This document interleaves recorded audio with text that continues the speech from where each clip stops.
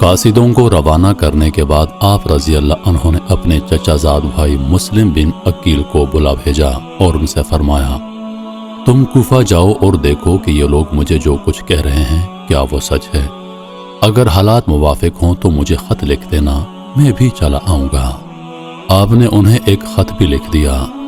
حضرت مسلم بن عقیل خط لے کر روانہ ہوئے، مکے سے مدینے پہنچے، مسجد نبوی میں نماز پڑھی، پھر وہاں سے رخصت ہوئے۔ آخرکار یکم ذوالحجہ 60 ہجری کو کوفہ میں داخل ہوئے۔ کوفے کے لوگ ان کے گرد جمع ہونے لگے۔ آپ انہیں حضرت امام حسین رضی اللہ عنہ کا خط پڑھ پڑھ کر سناتے رہے۔ خط سن کر لوگ رونے لگتے اور ہر طرح ساتھ دینے کا وعدہ کرتے۔ آپ نے یہ حالات دیکھ کر حضرت حسین رضی اللہ عنہ کو خط بھیجا کہ فوراً پہنچیں۔ رفتہ رفتہ اس بات کی خبر کوفے کے گورنر نعمان بن بشیر تک پہنچی۔ یہ نرم طبیعت تھے۔ انہوں نے لوگوں کو جمع کیا اور خطبہ دیا، مجھ سے جب تک کوئی نہ لڑے گا میں اس سے نہیں لڑوں گا، لیکن اگر کسی نے گڑبڑ کی تو میں اس سے نبٹ لوں گا۔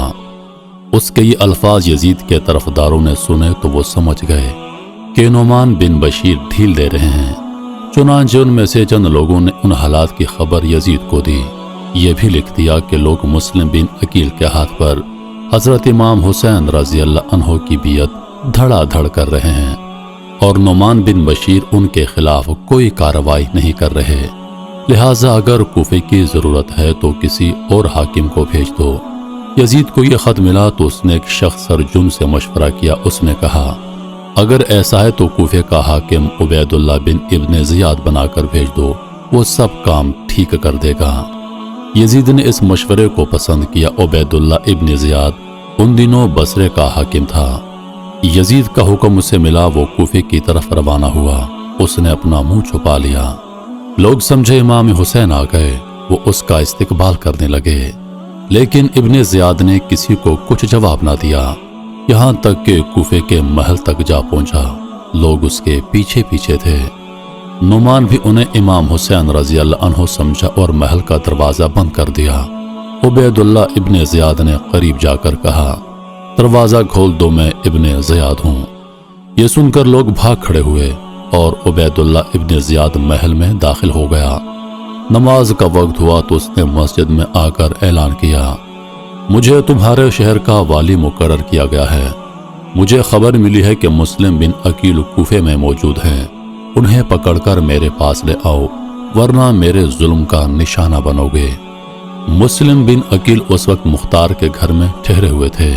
انہیں عبید اللہ ابن زیاد کے آنے کی خبر ہوئی تو مختار کا گھرانہ انہیں غیر محفوظ لگا اور وہ ہانی کے گھر چلے گئے۔ ہانی نے انہیں اپنے گھر میں پناہ دی۔ عبید اللہ ابن زیاد کو حضرت مسلم بن عقیل کا کچھ پتہ نہ چلا تو اس نے ایک جاسوس کو بھیجا۔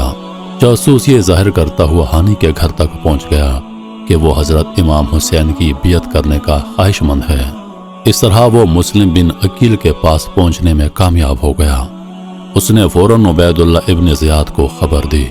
عبید اللہ ابن زیاد نے اپنے آدمیوں کے ذریعے ہانی بن عروہ کو بلا بھیجا۔ اس کے آدمی ہانی کو لے کر عبید اللہ کے سامنے پہنچے تو اس نے ان سے کہا، تم نے ایک شخص مسلم بن عقیل کو اپنے گھر میں پناہ دے رکھی ہے، کیا یہ سچ نہیں ہے؟ یہ غلط ہے، ہانی نے کہا۔ ہانی بن عروہ کا جواب سن کر عبید اللہ نے اس جاسوس کو ان کے سامنے کر دیا۔ ہانی اسے دیکھ کر سمجھ گئے کہ اب جھوٹ سے کام نہیں چلے گا، چنانچہ اس بات کا اقرار کر لیا کہ مسلم ان کے گھر میں ہیں۔ تو پھر انہیں میرے پاس لے آؤ، عبید اللہ ابن زیاد نے کہا۔ خدا کی قسم، میں اپنے مہمان کو تمہارے حوالے ہرگز نہیں کروں گا، تمہیں یہ کرنا ہوگا۔ عبید اللہ نے کہا، نہیں کروں گا۔ یہ سن کر عبید اللہ ابن زیاد نے اپنے آدمیوں سے کہا، اسے پکڑ کر میرے قریب لاؤ۔ وہ قریب لے گئے تو ان کی ناک اور پیشانی پر لکڑی مارتا چلا گیا، یہاں تک کہ ناک چہرے پر سے غائب ہو گئی اور ان کے کپڑے خون سے بھر گئے۔